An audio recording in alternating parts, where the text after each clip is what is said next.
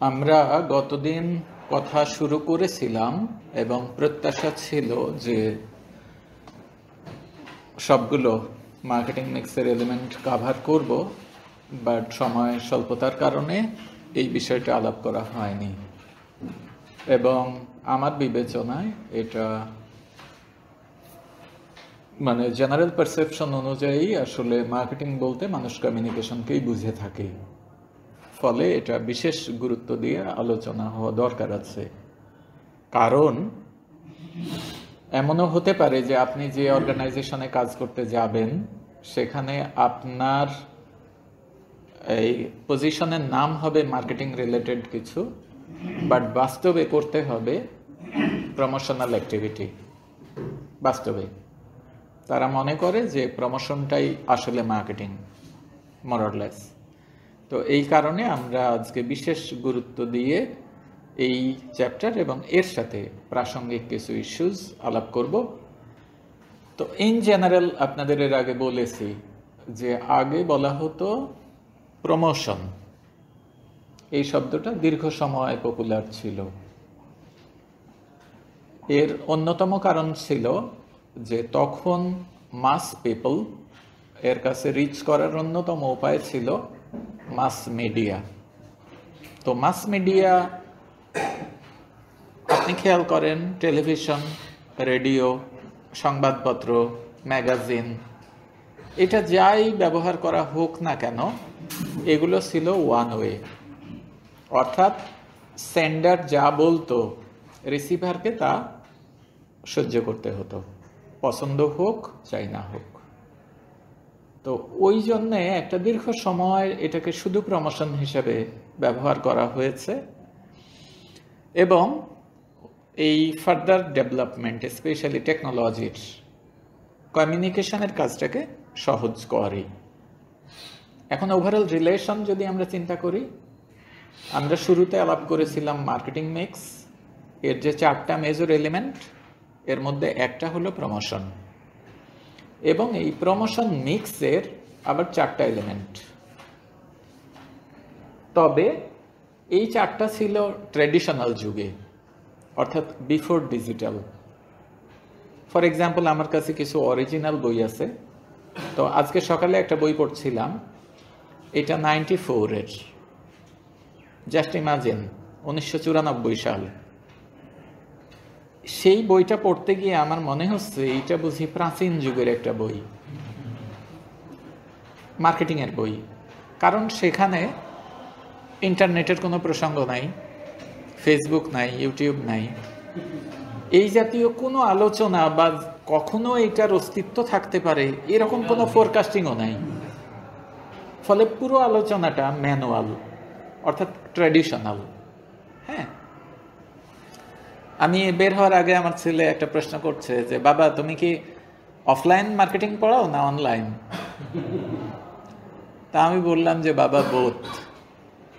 তো বলছে যে পুরনোগুলো কেন দরকার, তার দৃষ্টিতে অনলাইন মার্কেটিংই তো এনাফ। তো আমি বললাম যে দেখো, বেসিক কিছু থিওরিজ আছে, ফিলসফিজ আছে, যেটা সেই যুগেও কার্যকর ছিল, এখনও কার্যকর। ফলে আমরা ফাউন্ডেশন হিসাবে ওই বিষয়গুলো আগে পড়াই, তারপরে অনলাইনে কোন কোন জায়গায় ডিফারেন্স হচ্ছে এই বিষয়গুলো ধরিয়ে দিই। তাহলে যিনি এটা শিখবেন উনি অফলাইন মার্কেটিং করুক আর অনলাইন মার্কেটিং করুক, ওনার সমস্যা হবে না। তো যাই হোক, সে বুঝলো, কিন্তু তারপরেও তার মনে হচ্ছে যে এখন ডিজিটাল মার্কেটিং ছাড়া আর কিছু হয় নাকি।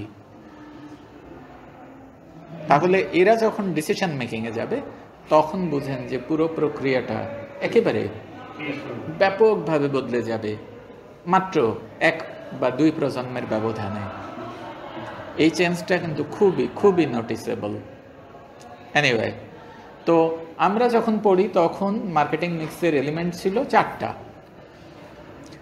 বা প্রমোশন মিক্সের, সরি মার্কেটিং না, প্রমোশন মিক্সের এই 4টা ছিল অ্যাডভার্টাইজিং, সেলস প্রমোশন, পাবলিক রিলেশনসের কাছে বলা হতো পাবলিসিটি, আর পার্সোনাল সেলিং। এই চারটা বলা হতো।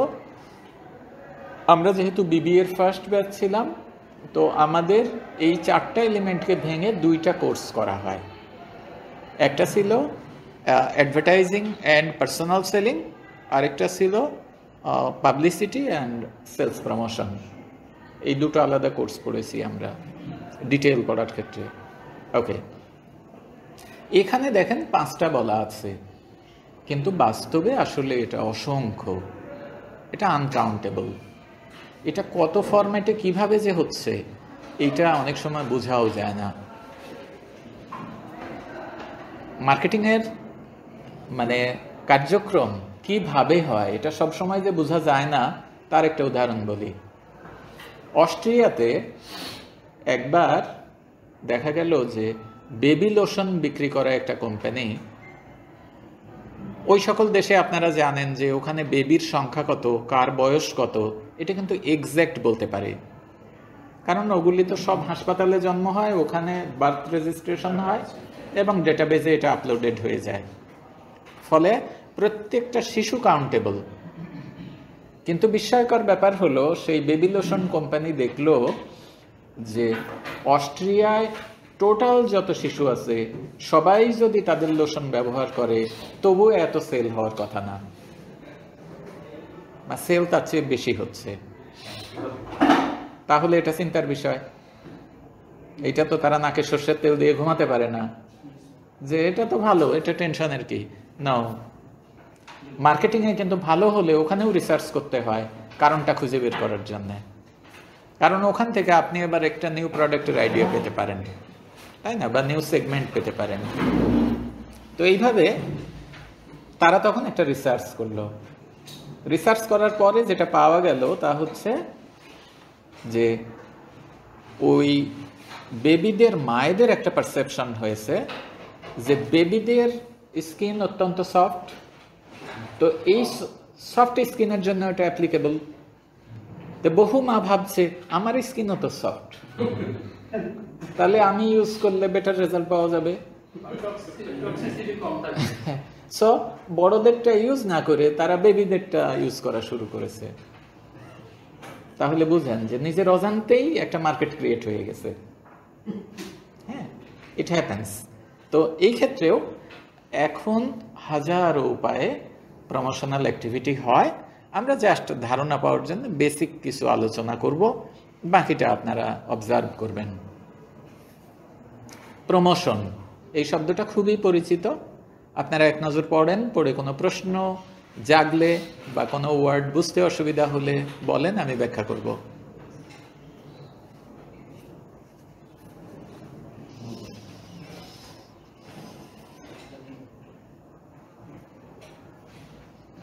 ওকে, সবই তো প্রমোশন, অ্যাডভার্টাইজিং ও প্রমোশন। হ্যাঁ হ্যাঁ, তো আমরা আলাদা বলতেছি, পাবলিকেশন তো প্রমোশন। হ্যাঁ, আপনার সমস্যা কোথায়?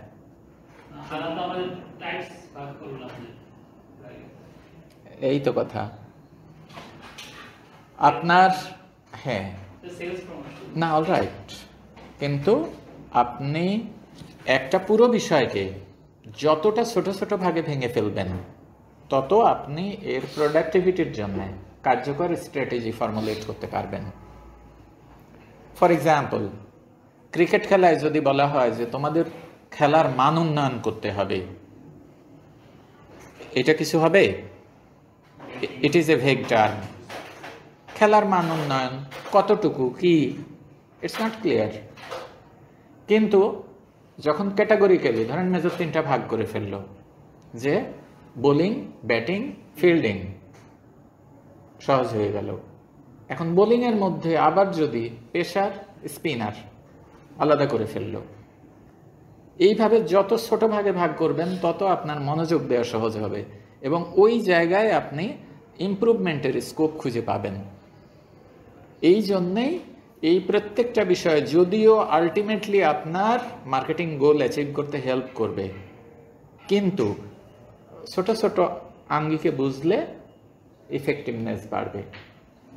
ওকে, তাহলে প্রমোশনের লক্ষ্যটা কি আপনাদের কি মনে হয়? কেন ইনফ্লুয়েন্স প্রোডাক্ট বা ইনফ্লুয়েন্স অ্যাওয়ারনেস ক্রিয়েট করা এবং এটা সম্পর্কে একটা ওয়ার্ড ওকে ওকে এখানে ইনফ্লুয়েন্স শব্দটা বলা আছে অলরেডি, বাট এর বাইরেও মেজর আরো দুইটা ইস্যু সাধারণত বলা হয়। আপনারা যা বলেছেন ঠিকই আছে, বাট আমরা যদি এইভাবে বলি, প্রথম লক্ষ্যটা হচ্ছে টু ইনফর্ম। আমরা কোনো একটা তথ্য জানাতে চাই, ধরেন প্রোডাক্টের একটা অ্যাডিশনাল ফিচার, অথবা প্রাইসে একটা ডিসকাউন্ট, অথবা নতুন একটা জিওগ্রাফিক এরিয়ায় আমাদের প্রোডাক্ট এখন অ্যাভেলেবেল, নতুন ব্রাঞ্চ ওপেন হয়েছে। In any form you have an information, এখন এইটাকে আপনি ডিসেমিনেট করতে চান, এইটা থাকে প্রথম লক্ষ্য প্রমোশনের। সেকেন্ড ওয়ান বলছে টু পারসুয়েড, এইটা কাইন্ড অফ ইনসিস্টিং। এটা আমি আজকে সকালেই একটা বই পড়ছিলাম, বইটার নাম হচ্ছে যে ইওর স্ট্র্যাটেজি নিডস স্ট্র্যাটেজি। হ্যাঁ, ইওর স্ট্র্যাটেজি নিডস স্ট্র্যাটেজি, মার্কেটিংয়ের বই। তো সেখানে ওই একটা মজার বিষয় পাচ্ছিলাম, সেটা হচ্ছে যে কনজিউমারের ডিসিশন এটা based on emotion or based on logic, এটা একটা ডিবেট, একটা চ্যাপ্টারের আলোচ্য বিষয়। তো সেখানে অনেক সায়েন্টিফিক ব্যাখ্যা ট্যাখ্যা বলেছে যে হরমোন সিক্রেশন হয়, এই দ্বারা এই হয় পরে আলটিমেট ডিসিশন হয়। কিন্তু শেষের কথাটা আমার সবচেয়ে মজা লেগেছে, সেটা হচ্ছে যেটাকে আমরা ইমোশনাল ডিসিশন বলছি সেইটাও আসলে শতভাগ ইমোশনাল নয়, রেদার এইটাও লজিক্যাল। কিভাবে? সেটা হলো তার মনে একটা লজিক উকি দিয়েছে যেটা অন্যের মনে দেয়নি। কথাটা বুঝতে পেরেছেন? সিম্পলি যদি দুইটা ক্যাটাগরি করি, যে একটা হচ্ছে ইমোশনাল আর একটা হচ্ছে লজিক্যাল, তা আপনি হ্যাঁ অনেক মানুষকে পাবেন যে তার ডিসিশনটা ইমোশনাল বা বেসড অন ইমোশন, আরেকজনের বেসড অন লজিক। কিন্তু আলোচনার শেষে গিয়ে বলছে যে বেসড অন ইমোশন সিদ্ধান্ত নিচ্ছে, আসলে তার মনেও এক বা একাধিক লজিক এস্টাবলিশ হয়েছে। এবং আপনারা জানেন যে দুনিয়ার কোনো মানুষ কিন্তু নিজেকে বোকা মনে করে না, এবং সে যে সিদ্ধান্ত নেয় এটাকে সর্বোত্তম সিদ্ধান্ত মনে করে, এটা দৃঢ়ভাবে বিশ্বাস করে। আর যারা মুখে বলে আমি বোকা, আমি বুঝি না, এরা আরো ধূর্ত। এরা মানুষকে একটা ফলস ইমপ্রেশন দিতে চায় যে আমাকে টার্গেট বানায়ও না, আমি বোকা শোকা মানুষ। অ্যাকচুয়ালি সে মনে মনে নিজেকে আরো বেশি চালাক মনে করে। হ্যাঁ, ইন রিয়ালিটি। ওকে, তো এই পারসুয়েশন বেসিক্যালি বলা হচ্ছে দুইভাবে হয়, একটা হচ্ছে লজিক আর একটা হচ্ছে ইমোশন। যে কোনো একটাকে আপনি যদি হিট করতে পারেন, এটাকে বলে ট্রিগার পয়েন্ট। এইটাতে যদি আপনি নাড়া দিতে পারেন, এক ক্রেজি হয়ে যাবে। মনে করেন যে পরের দিন কোরবানির ঈদ, আজকে হঠাৎ মনে হয়েছে যে একটা ব্লেন্ডার, আগের ব্লেন্ডারটা সামহাউ ডিস্টার্ব দিচ্ছে, এটা কেনা লাগবে। আশেপাশের কোনো দোকানে না পাওয়া গেলে একেবারে প্রয়োজনে 10 কিলোমিটার দূরে যাবে, তাও লাগবে। কিন্তু হয়তো আনার পরে দেখা যাচ্ছে অনেকদিন ইউজই হচ্ছে না, আগেরটাতেই চলছে। It happens. কিন্তু ওই মুহূর্তে এটা কেনার জন্য ক্রেজি হয়ে যায়, এটা হয়। এবং সত্যি কথা কি যে বহু কিছুই আসলে এক্সপ্লোর করা যায়নি। এটা অনেক গবেষণা হচ্ছে এখন, নিউরো মার্কেটিং। হ্যাঁ, এখন নিউরো মার্কেটিং রিসার্চ হচ্ছে, এবং হ্যাঁ ল্যাবরেটরিতে মানুষের শরীরে অনেক কিছু লাগায় সেন্সর টেন্সর দিয়া বুঝতে চেষ্টা করছে যে কোন জিনিস দেখার পরে কি ধরনের ইম্প্যাক্ট হয়। ফর এক্সাম্পল, আপনার সামনে একটা শর্টস আসলো বা রিলস, এইটাতে আপনি যে তাকালেন আপনার চোখের প্রেসার কতটুকু, আর এইটা চলে যাওয়ার পরে যেটা আসলো ওইটাতে কতটুকু। আর্টিফিশিয়াল ইন্টেলিজেন্স কিন্তু এইটা দিয়ে মেজার করছে এখন, যে আপনার মনোযোগ।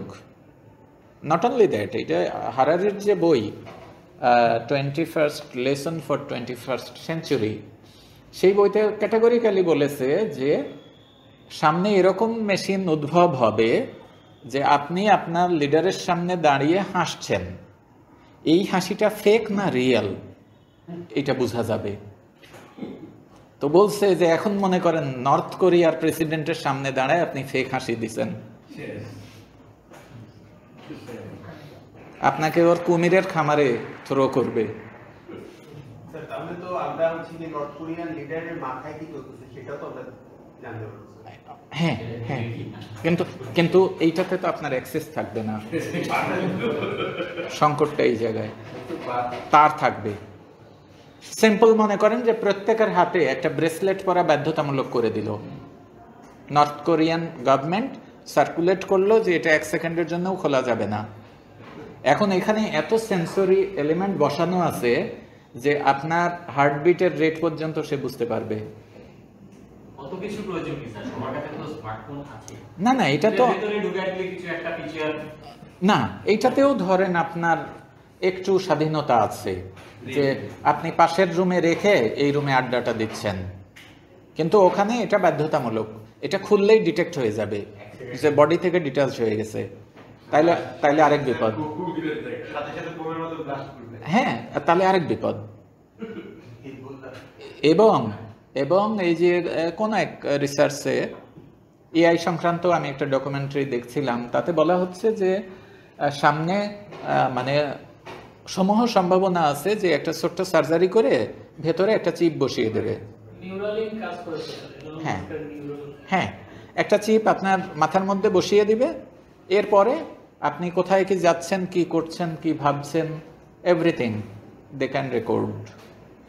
মেমস টেকনোলজি আছে আপনার, মেমস মানে ইনজেকশন ব্লাডের সাথে আর কি করে অনেক সময় ক্যান্সার বা এটাও তো এক সময় হ্যাঁ। প্ল্যান করে রাখলে তো তার রাইট। শুধু তাই না, এখন অলরেডি এই টেকনোলজি আছে, সেটা হলো আপনি এই যে এইভাবে চাপ দিচ্ছেন, এতে আপনার শরীরের টেম্পারেচার কত ডিটেক্ট করতে পারে। আছেন কই? হ্যাঁ, এবং এইটা এর যে ক্যামেরা, এই ক্যামেরা কিছু কিছু ফোনের ক্ষেত্রে 360 ডিগ্রি ভিডিও করতে পারে, ইভেন বন্ধ থাকলেও ভিডিও করতে পারে। এইবার কোথায় যাবেন? পালাবি কোথায়, তাই না? এইদিকে আমরা যাচ্ছি। তো এনিওয়ে, চায়না তো স্যার অলরেডি ট্রাফিক যে সব ক্যামেরা আছে সব দিয়ে তো ফেস ডিটেকশন করে, হ্যাঁ হ্যাঁ, মানে কোন রাস্তা দিয়ে কে যাচ্ছে সব। এটা আমাদের দেশেও তো পরীক্ষামূলকভাবে করা হয়েছে। আমি একটা ভিডিওতে দেখেছি যে ফার্মগেট এলাকায় প্রত্যেকটা ফেসকে ডিটেক্ট করে তারপরে এক ধরনের ওরা বলে স্বপ্নের যে আমার যেটা ওটাতে যে ইয়া আছে এই ছবিটা ডিটেক্ট করে তারপর একটা ফুল ব্যাংকে দেওয়া হয়েছে। হ্যাঁ, ফেসকে ডিটেক্ট করতেছে আনইউজুয়াল ফেস বাই। তো এই বিষয়গুলো খুব দ্রুত বিস্তার লাভ ঘটছে। এবং আমি উদাহরণ হিসেবে বলেছিলাম এর আগে আপনাদের যে আমার এক ছাত্র সিসি ক্যামেরাতে তো হচ্ছে কি এখন এই যে ভয়েস শোনার আগে তো ভয়েস হচ্ছে কি একটু কথা বলে কি শুনতে পারে, রাইট, এখন তো এগুলো মানে আমাদের কনসেন্টের বাইরে গিয়ে ওরা হ্যাঁ রেকর্ড করতে পারে। এবং আমি আপনাদের বলেছিলাম যে আমার এক ছাত্র, সে ডাটা সায়েন্স নিয়ে পড়ালেখা করেছে। তো সে বলছে যে স্যার, একটা বাসার যদি শপিং লিস্ট পরপর 2-3টা আমাকে দেয়া হয়, আমি বলে দিতে পারবো ওই বাসায় কয়জন মেম্বার আছে, কার বয়স কত, তার মানে ফুড হ্যাবিট। বলছে যে ইভেন যদি প্রেগন্যান্ট কোনো মা থাকে, কয় মাসের কনসিভ, এটা আমি বলে দিতে পারবো পরপর কয়েকটা যদি তার শপিং লিস্ট। তো এইটা তো আপনার সব ডিপার্টমেন্ট স্টোরে তো রেকর্ড রয়েই যাচ্ছে। ফলে তারা অ্যানালাইজ করে আপনাকে সেই অনুযায়ী প্রমোশনাল টেক্সট পাঠাচ্ছে। হ্যাঁ, হচ্ছে তো, অলরেডি হচ্ছে। তো এই জন্যে আমরা এর হাত থেকে বের হওয়ার একটাই উপায় আছে, যেটা এই যে প্রায় রিসেন্ট ভিডিওগুলো দেখেছেন, বলা হচ্ছে যে শীঘ্রই সূর্য পশ্চিম দিকে উঠবে। তো এইটা উঠলে পুরো সিস্টেমে একটা ধাক্কা লাগবে, ডাইনোসর যেভাবে বিলুপ্ত হয়েছে এইরকম আমাদের প্রজন্ম বিলুপ্ত হয়ে যাবে, তারপর আবার নতুন প্রজন্ম গজায় উঠে, তারা যদি পারে। না, এটা রিসেন্ট দেখেছেন কিনা নিউজটা? আমি হাদিসেও আছে যে শুরু কোশ্চেন দিয়ে তখন থেকে তোবার দরজা। রাইট, তো বিজ্ঞানীরা এই ব্যাখ্যাটা দিয়েছে যে এটা কিভাবে সম্ভব। এবং ইতিপূর্বে ডাইনোসর বিলুপ্ত হয়েছিল 6.5 লক্ষ বছর আগে। তো বলা হচ্ছে যে অ্যারাউন্ড 7 লক্ষ বছর পরে একবার করে এই বিচ্যুতি ঘটে। তো তার মানে সময় ঘনিয়ে এসছে। ঠিক আছে, ওকে। এবং ডক্টর ইউনুস একটা ইন্টারভিউয়ে বলেছেন, মানে ওনার মতো লোক একটা ইন্টারভিউয়ে বলে, এটা আমার কাছে খুবই গুরুত্বপূর্ণ মনে হয়েছে, যে উনি বলেছেন যে এখনকার ধ্বংস আর শতক দিয়ে মাপার সময় নেই, এখন দশক দিয়ে মাপতে হবে, যে আর কয় দশকের মধ্যে আমরা পৃথিবীটাকে ধ্বংস করে ফেলব, মানে যে গতিতে আগাচ্ছে। এই তো এনিওয়ে, আমরা ছিলাম টু ইনফর্ম, টু পারসুয়েড, এবং আরেকটা হলো রিমাইন্ড। এইটা রিপিটেডলি আপনারা খেয়াল করে দেখেন যে আপনি একটা প্রোডাক্টের বিজ্ঞাপন দেখতে দেখতে বিরক্ত, তারপরে আবার দেখায়। স্পেশালি এখন এই অত্যাচারটা কমে গেছে, কারণ হচ্ছে এখন তো আমরা ইউটিউবে দেখি, এখানে স্কিপ করার সুযোগ আছে অ্যাটলিস্ট 5 সেকেন্ড পরে। কিন্তু টেলিভিশনের ক্ষেত্রে ভাবেন যে নো ওয়ে। অত্যাচার ছিল তো হ্যাঁ, বিবি আমলে বা বিবি এবং এবং পরবর্তী সময়ে। অনেকেরই মনে প্রশ্ন জাগে যে ফর এক্সাম্পল লাক্স, তার তো হাতের কাছে কোনো কম্পিটিটর নাই, তাহলে সে কেন এত বিজ্ঞাপন দেয়? ওই সময়টাতে যাতে অন্য কেউ বিজ্ঞাপন দিতে না। হ্যাঁ, তাদের কম্পিটিটরদের কোন ঠাসা করে রাখার জন্য। তার ফিনান্সিয়াল এবিলিটি আছে, সে ওই স্লটটা কিনে রাখবে, ওখানে তার কম্পিটিটর যেন চেহারা দেখাতে না পারে, মানুষকে বলতেই না পারে যে আমার এরূপ একটা প্রোডাক্ট আছে। হ্যাঁ, এইভাবে আমি এর আগে উদাহরণ বলেছিলাম অ্যামাজনের ক্ষেত্রে, যে তারা এমন কিছু কৌশল অবলম্বন করে যে নতুন সম্ভাবনাময় ক্রিয়েটিভ কোনো প্রতিষ্ঠান যেন দাঁড়াতে না পারে। তাদের কথা একটা, যে তুমি আমার সিস্টেমে আসো, আমার মাধ্যমে তুমি ব্যবসা করো, আমি তোমাকে প্রয়োজনে টাকা দিব, কত টাকা লাগবে ইনভেস্ট করব, কোনো সমস্যা নেই, বাট তুমি পুরো বিজনেস দাঁড় করে আমার কম্পিটিটর হতে চেষ্টা করলে তোমাকে দাঁড়াতে দিব না। It happens. তো এনিওয়ে, বেসিক অবজেক্টিভস এই 3টা, এর বাইরে অন্যান্য বিষয় তো আসেই। আর আমরা প্রমোশন মিক্স নিয়ে কথা বলছি, তাহলে প্রমোশন মিক্সের জাস্ট একবার পড়েন, আমার ধারণা এটা পড়লেই বুঝবেন, যেহেতু আমরা বাই দিস টাইম কথা বলেছি।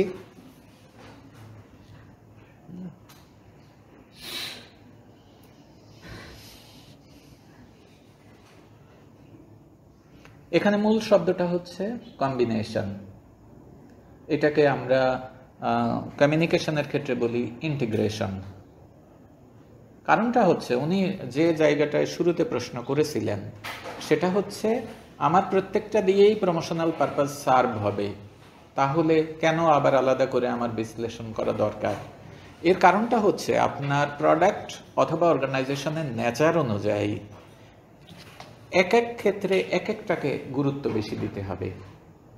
আপনার টোটাল যে প্রমোশনাল বাজেট, এখানে অ্যাডভার্টাইজিংয়ে আপনি কতটুকু দিবেন, সেলস প্রমোশনে কতটুকু দিবেন, পার্সোনাল সেলিংয়ে কতটুকু রাখবেন, এইটা কিন্তু এই প্রমোশন মিক্সে মূলত নির্ধারণ করা হয়, ওয়েটেজ দেয়া হয় ওইটা পরিস্থিতি বুঝে বা লক্ষ্যটা কি সেটাকে বিবেচনায় নিয়ে। ওকে, এখন আমরা প্রমোশন শব্দটা নিয়ে আর কথা না বলবো, এখন কমিউনিকেশনে যাব। তো তাহলে এই দুইটার একটু আপনারা বুঝতে চেষ্টা করেন ডিফারেন্সটা। কোথাও প্রশ্ন জাগলে আমাকে বলবেন।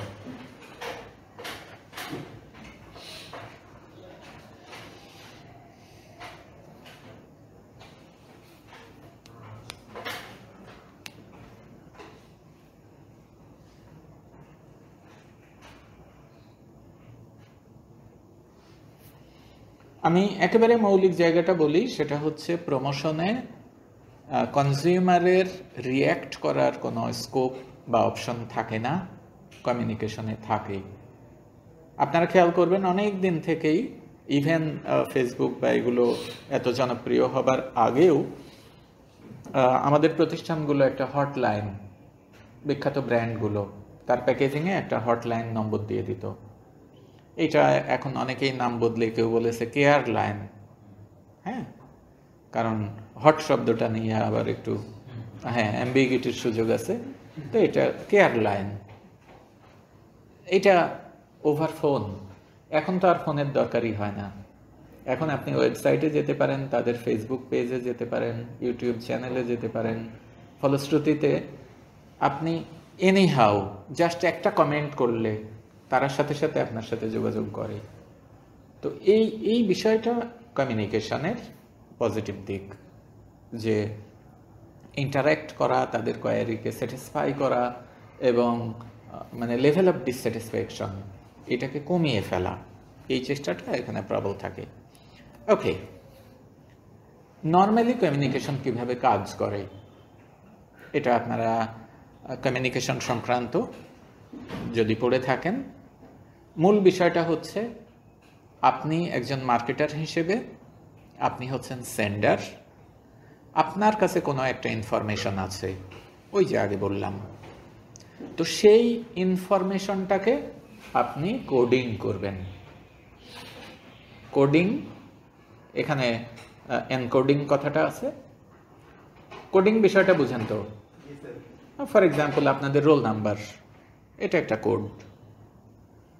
তাহলে এই কোডিংটা কেন দরকার হয়? এখন মনে করেন যে আমেরিকান একজন বায়ারকে আপনি লিখবেন, তাহলে সেখানে তো বাংলায় লিখলে হবে না, তার ভাষায় লিখতে হবে। তো এইটা এনকোডিং, অর্থাৎ আপনার টার্গেট অডিয়েন্স যে ভাষাটা বুঝবে বা যে সাইন বুঝবে সেইটাতে আপনি লেখাটাই হচ্ছে এনকোডিং। এনকোডিং করার পরে আপনি থ্রু চ্যানেল তার কাছে রিচ করবেন। এই রিচ করার পরে উনি এটাকে ডিকোড করবেন, নিজের মতো করে বুঝবেন। সেটা কীরকম? মনে করেন যে সৌদি আরব থেকে একটা চিঠি আসলো আপনার কাছে, সেটা আরবি ভাষায় লেখা, আপনি এটা বুঝেন না, তখন আপনি কিন্তু মসজিদের ইমাম সাহেবের কাছে যাবেন, হ্যাঁ, গিয়ে চিঠিটা দিয়ে বলবেন যে আমাকে একটু বুঝান। এইটা হচ্ছে ডিকোডিং, অর্থাৎ ওখানে যে কোডে লেখা হয়েছে আপনি এটা পড়তে পারেন না, সো যে পড়তে পারে তার সাহায্য নিয়ে আপনি এটা বুঝতে চেষ্টা করলেন। This is decoding. এরপরে আপনার যা বলার আছে, হ্যাঁ, এর রেসপন্সে সেই বিষয়টা আবার নতুনভাবে আপনি তখন সেন্ডার হবেন, অর্থাৎ যিনি মেসেজটা রিসিভ করে মানে ওনার একটা রিয়াকশন, এই রিয়াকশনটা আবার উনি এই প্রসেসে ঢুকবেন এবং তখন তিনি সেন্ডার হিসেবে আবার নতুন করে এই পুরো সাইকেলটা কমপ্লিট করবেন। তাহলে বুঝতে পারছেন নর্মালি কমিউনিকেশন প্রসেস এভাবে কাজ করে। ওকে, এবার আসি আমরা মার্কেটিং কমিউনিকেশন, অর্থাৎ আপনারা দেখেন যে ইতিপূর্বে আমি জাস্ট ব্রডার হেডগুলো বলেছি, এখানে কিছু সাব হেড আছে প্রত্যেকটার, একটু মনোযোগী হন। আগে বলেছিলাম অ্যাডভার্টাইজিং, এখন সেটাকে বলা হচ্ছে প্রিন্ট, ব্রডকাস্ট এবং online in major sense. Broadcast এটা রেডিও হতে পারে, টেলিভিশন হতে পারে, অন্য অডিও ভিজুয়াল যে কোনো মাধ্যম হতে পারে, এবং অনলাইন। এইভাবে দেখেন প্রত্যেকটার কিছু এলিমেন্টের কথা বলা হয়েছে। এখানে সংক্ষিপ্ত আছে বোঝার সুবিধার্থে, আমি আরেকটু ডিটেল আপনাদের সাথে শেয়ার করব। মাঝখানে লেখা আছে ইন্টিগ্রেটেড মার্কেটিং কমিউনিকেশন, অর্থাৎ এই বিষয়গুলোর মধ্যে সমন্বয় করতে হবে, কোনটাতে কতটা জোর দিবেন, গুরুত্ব দিবেন, বরাদ্দ দিবেন। সামনে দেন, ইট ইজ ডান। ওকে, এবার আপনারা খেয়াল করেন,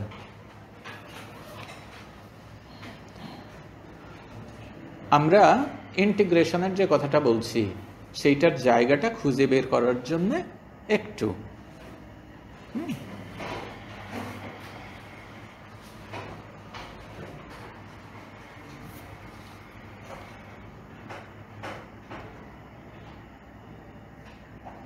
এখানে অপরিচিত কোনো টার্ম আছে?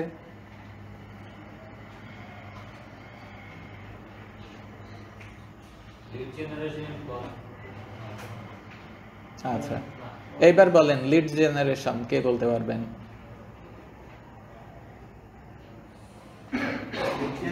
জেনারেশন মানে হচ্ছে একটা পয়েন্ট খুঁজে বের করা যেটাকে আমি লিড ধরে আমি আমার পরবর্তী কাজ আগাই। ওকে, লিড জেনারেশন। আচ্ছা, ইমেইলে মার্কেটিং করলে যারা রেসপন্ড করে তাদের জন্য লিড জেনারেশন। ওকে, আর রেসপন্সর ওকে, মার্কেটিং তাদের এমনিতে স্যার লিড ওই তো স্যার পুরো একটা ক্লু বের করা স্যার। আচ্ছা। আমি কিছু একটা ইনভেস্টিগেট করছি, যে ইনভেস্টিগেট করে আমি একটা ক্লু পাইছি। আচ্ছা, কমিউনিটিকে প্রেজেন্ট করে যে জেনারেশন। ওকে, আমি যে ক্লুটা পাইছি ওই ক্লুটাকে লিড ধরে আমি পরবর্তী কাজ চালাবো। তো এটাই হচ্ছে লিড জেনারেশন। এটা মার্কেটিং এর ক্ষেত্রে হইতে পারে যে আমি আমার প্রোডাক্ট সেল করার জন্য তোমার প্রমোশনের জন্য একটা লিড পাইছি বা একটা ক্লু পাইছি যে জায়গায় আমি আমার প্রমোশন চালাতে পারি। ওকে, ওই লিডটা ধরে আমি কাজ আগাবো, ওটাই হচ্ছে লিড জেনারেশন। গুড, ঠিক আছে। ওরকম আরো লিড তৈরি করে। এইটা দেখেন, এই ছবি দেখে বোঝা যাচ্ছে না? অর্থাৎ ইন জেনারেল আমি সবার উদ্দেশ্যে একটা প্রশ্ন করলাম, এর মধ্যে মাত্র কয়েকজন রেসপন্স করলো, তাহলে তাদের সাথে আমি আলোচনাটা এগিয়ে নিতে পারি এবং একটা কনক্লুশন ড্র করতে পারি, সেখান থেকে একটা লার্নিং হতে পারে, তাই না ব্যাপারটা? যারা রেসপন্স করলো না আমি ধরে নিব যে তাদের কোনো আগ্রহ নাই, তাহলে যারা মিনিমাম রেসপন্স করলো আমি তাদের সাথে আলোচনায় গেলাম এবং এই আলোচনা থেকে আমরা একটা বিষয়ে ঐক্যমতে পৌঁছলাম, তার মানে একটা নলেজ ডেভেলপ হলো, জেনারেট হলো। আমি কি বোঝাতে পেরেছি?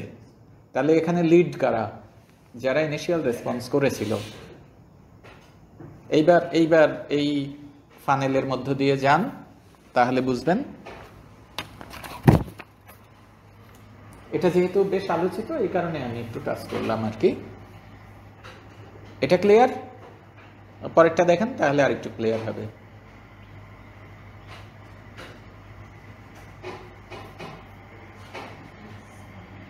অর্থাৎ আপনি কোনো একটা প্রমোশনাল ইনিশিয়েটিভ নিলেন, সেই ইনিশিয়েটিভের যারা রিলাক্টেন্ট তাদের পেছনে আপনি আর শ্রম দেওয়ার মানে হয় না।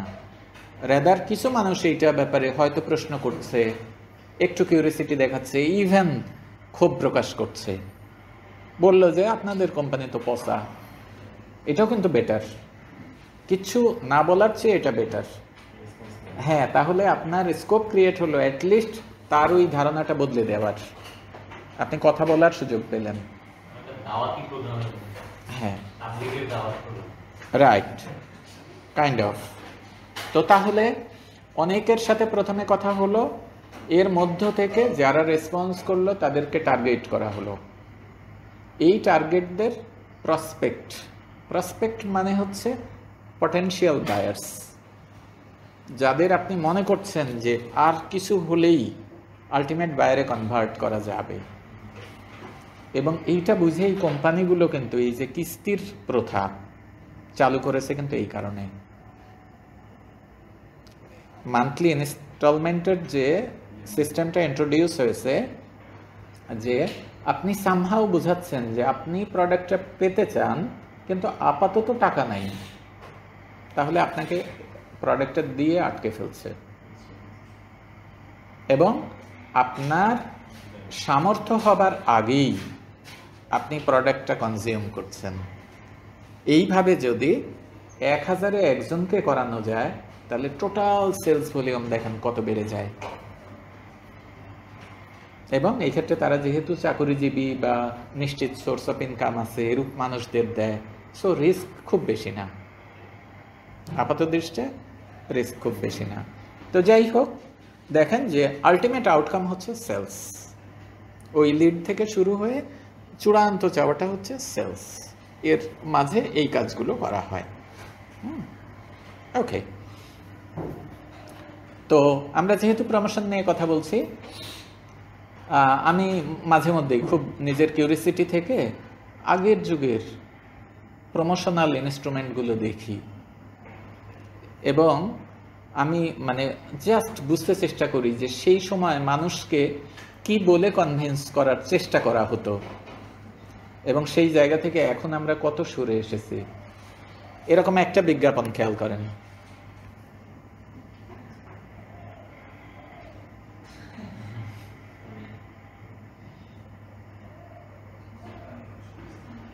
কে কে বুঝতে পেরেছেন? 35 মিনিটের যাত্রা, বাট পাঁচ মিনিটের না না, এটা বলি আমি, ঢাকা শহর আমাদের টাইমের বিজ্ঞাপন, আমাদের আধা ঘন্টা তো, আধা ঘন্টা পেছনে তো। 25 মিনিটের টাইম। এটা আপনি খেয়াল করেন যে একটা বিমানের যারা যাত্রী তারা তো শিক্ষিত সচেতন গোষ্ঠী, তাই না? তাদেরকে এই কথা বলে কনভিন্স করার চেষ্টা আমার কাছে খুব স্থূল একটা জোক মনে হয়েছে, কিন্তু সেই সময় এটাই ইফেক্টিভ ছিল। হ্যাঁ হ্যাঁ, কারণ তখন মানুষের অ্যাওয়ারনেস লেভেল বা এত ফ্লো অফ ইনফরমেশন এত ছিল না। সো এইটুকুতেই মনোযোগ আকর্ষণ করতো, একটা হোঁচট খেত, কি বলে এটা সম্ভব নাকি, তার মানে তখন মনোযোগ দিয়ে নিচেরগুলো পড়তো। ইনফর্ম করা হয়ে গেল। হ্যাঁ হ্যাঁ, মানে এইটা নিয়ে আপনি গল্প শুরু করলেই তো এটা কোন কোম্পানির এই নামটা বলতে হবে।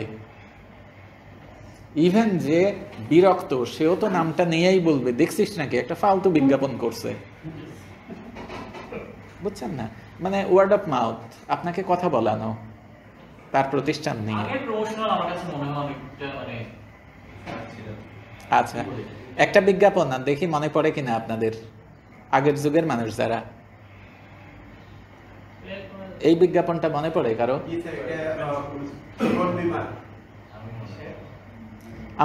আমার জীবনে দেখা সবচেয়ে দীর্ঘস্থায়ী দীর্ঘমেয়াদী বিজ্ঞাপন, আমি রাফলি হিসাব করতে পেরেছি যে অ্যাটলিস্ট 22 ইয়ার্স অ্যাটলিস্ট আমি দেখেছি। জীবন বীমা কর্পোরেশনের একটা বিজ্ঞাপন ছিল যে আর্লি স্টেজে ওনারা, ওই যে উপরে দেখেন লেখা আছে, আর্লি ক্যারিয়ারের শুরুতে ওনারা এই প্রিমিয়াম কিনেছিলেন, আফটার রিটায়ারমেন্ট বুড়া বুড়ি আনন্দে নানা জায়গায় ঘুরে বেড়াচ্ছে, স্বাচ্ছন্দ্যের জীবন। হ্যাঁ, সাদা কালো ছিল বিজ্ঞাপনটা, রাফলি আমি হিসাব করে দেখেছি যে 22 ইয়ার্স, তারপরে আর এটা টেলিকাস্ট করে না, আমার চোখে পড়েনি, অথবা আমি টিভি দেখি না, এটা হতে পারে। ওকে, আমি তখন ক্লাস 3 বা 4 পড়ি, এরকম সময়, তখন এটা টেলিকাস্ট হতো। ওকে, এরপরে দেখেন তখনকার বিজ্ঞাপনের ধরন।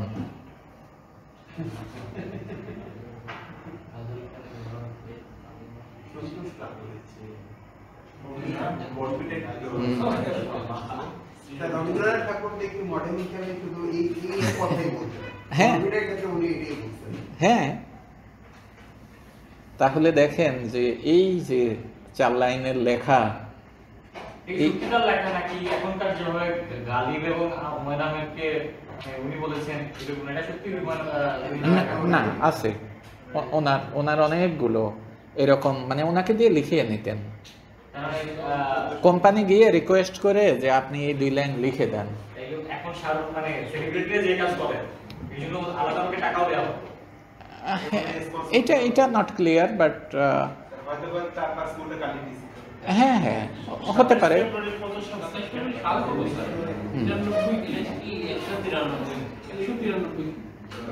ওই তারিখে যে তারিখে উনি লিখে দিয়েছেন ওই তারিখে 27 ফেব্রুয়ারি সালটা এটা তো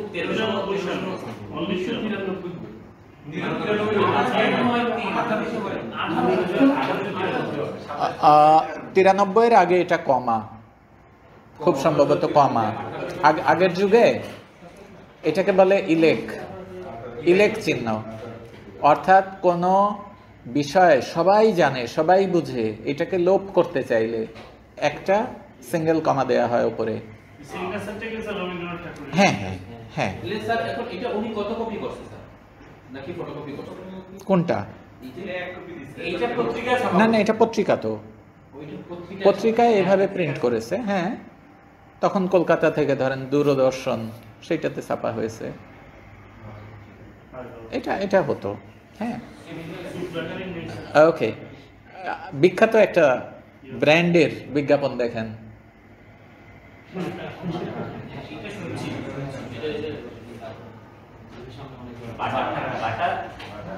এটা তো স্যার মানে ইন্ডিয়া ভাগের আগে। হ্যাঁ হ্যাঁ, স্যার, মাত্র 2 আনা। না আড়াই, তখনকার মার্কেটিং দুইটা দাগ আছে, তার মানে আড়াই, আড়াই আনা। হুম, এক দাগ থাকলে কোয়ার্টার, দুইটা আছে তার মানে হাফ, 2.5। শরীর থেকে কম দাম বেড়ে গেছে। হ্যাঁ, তো তাহলে আপনি খেয়াল করেন যে জুতা কেনার মোটিভেশন সেই সময় কি কোনটাকে হাইলাইট করা হয়েছে? পায়ে কাটা লাগিয়ে লাগে। এখন তো স্যার এই বিজ্ঞাপন লাগে। এই জন্যই তো এখন চকচকে আপনার পার্সোনালিটিকে এনরিচ করে সেই জুতা। ধনুষ্টঙ্করের যুগ ওভার, ওইটা ওই যে চায়ের যে বিজ্ঞাপনের কথা বলেছিলেন, এটাও আজকে খুঁজে পেয়েছিলাম, বোধহয় আনি নাই। তো সেখানে ওই চায়ের গুণগান করা হতো, চা খেলে কি কি উপকার হয়। ঈশ্বর দিতে পেরেছিলেন। হ্যাঁ ওকে, এরপরে তৎকালীন বিখ্যাত brand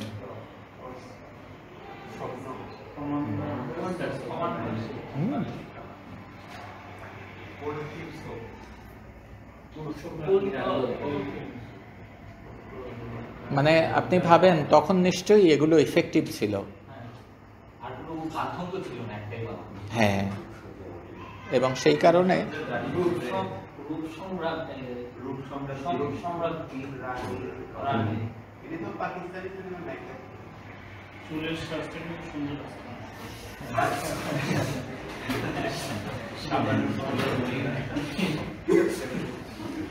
okay okay, come to the point.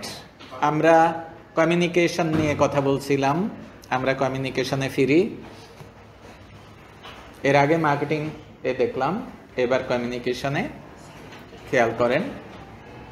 এখানে প্রথম যে পয়েন্টটা আছে আমার বিবেচনায়, এইটা হচ্ছে মার্কেটিংয়ের সবচেয়ে কার্যকর হাতিয়ার। রাইট, এবং স্টোরির যে পাওয়ার, এইটা বিস্ময়কর। একটা বিষয় আমাকে খুবই ভাবায়, সেটা হলো আপনারা চিন্তা করেন ঈশপের গল্প, সিম্পলি ঈশপের গল্প মানে সক্রেটিসের সমসাময়িক, উনি সক্রেটিস, প্লেটো তাদের সমসাময়িক, অর্থাৎ এখন থেকে ধরেন 2300 বছর আগের মানুষ।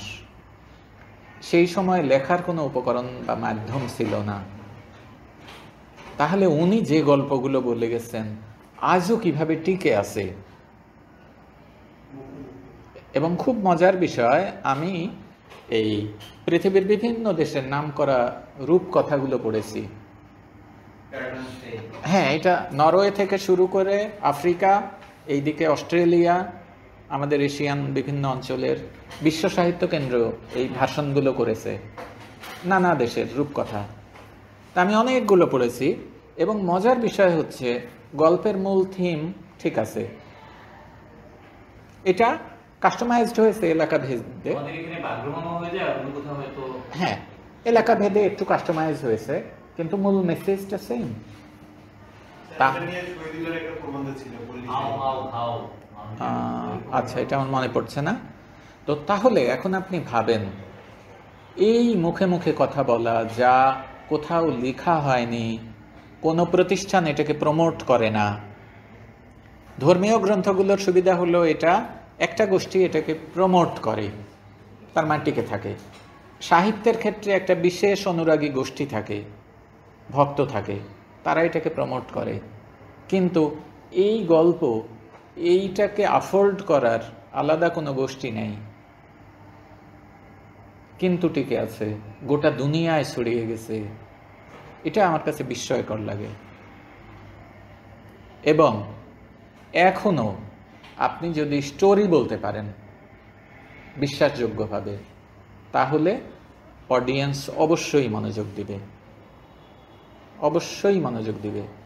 তো তাহলে মার্কেটিংয়ে বলা হচ্ছে যে মার্কেটিং স্কিলের অন্যতম হচ্ছে স্টোরি টেলিং। এইটা ভালোভাবে শিখতে হবে।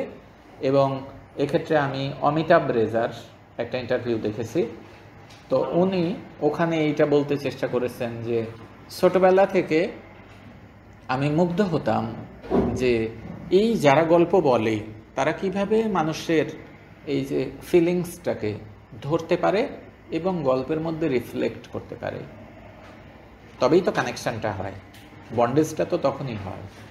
তো উনি বলছেন যে তখন থেকে আমার খুব ইচ্ছে হতো যে আমি যদি এটা পারতাম। তো উনি লিখে করেননি, কিন্তু অডিও ভিজুয়াল করছেন, স্টোরি টেলিং, এবং অনেক ক্ষেত্রেই সফল, স্পেশালি আয়নাবাজি, তাই না? মানে আউটস্ট্যান্ডিং তার ক্রিয়েশন। এনিওয়ে, এখানে আর কোনোটা আপনাদের বোঝার দরকার বা ঠিক আছে কিনা? ওকে, এবার আমরা আসি এই বোথ সাইডে, মার্কেটিং এবং কমিউনিকেশন, এই বোথ সাইডের কমন গ্রাউন্ড, অর্থাৎ যে জায়গায় দুইটারই সমান গুরুত্ব রয়েছে বা এমফাসাইজ করা দরকার, এই বিষয়গুলো। এক্ষেত্রে কোনো কোয়েশ্চেন যদি থাকে বলতে পারেন।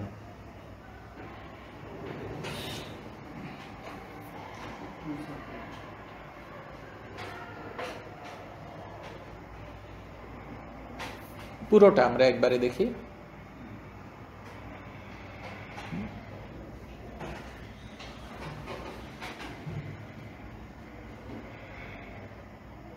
ওকে,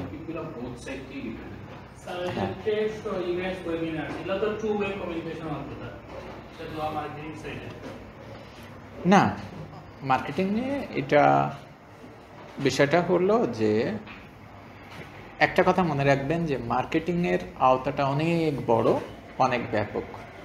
এর মধ্যে কমিউনিকেশন হচ্ছে একটা এলিমেন্ট, ফলে এটা কন্ট্রাডিক্টরি নয়। অর্থাৎ কমিউনিকেশন হচ্ছে একটা পার্টিকুলার জায়গাতে বিশেষভাবে ফোকাস করা হচ্ছে, জুম করা হচ্ছে, কিন্তু এর বাইরে যা আছে সেগুলোও মার্কেটিং, এর ভেতরে যা আছে সেটাও মার্কেটিং, ফলে এটা কন্ট্রাডিক্টরি নয়। এখন আপনি যেটা বলছেন, মার্কেটিং এর আন্ডারে হলো কমিউনিকেশন, জি, আর কমিউনিকেশনস এর আন্ডারে আরো অনেকগুলি সাব টাইপ আছে। এক্সেন্সিভ তো স্যার ওই সার্কেলটা এই সার্কেলের ভিতরে ঢুকে যাওয়া, হ্যাঁ যাওয়ার কথা, ঠিক আছে, আপনার পয়েন্ট ঠিক আছে। ওইটাই আমি বললাম যে সকল কমিউনিকেশনই পার্ট অফ মার্কেটিং, ঠিক আছে তো?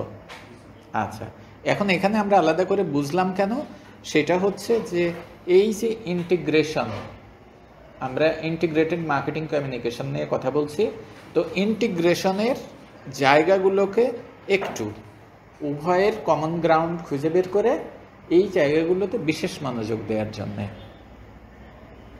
That's it.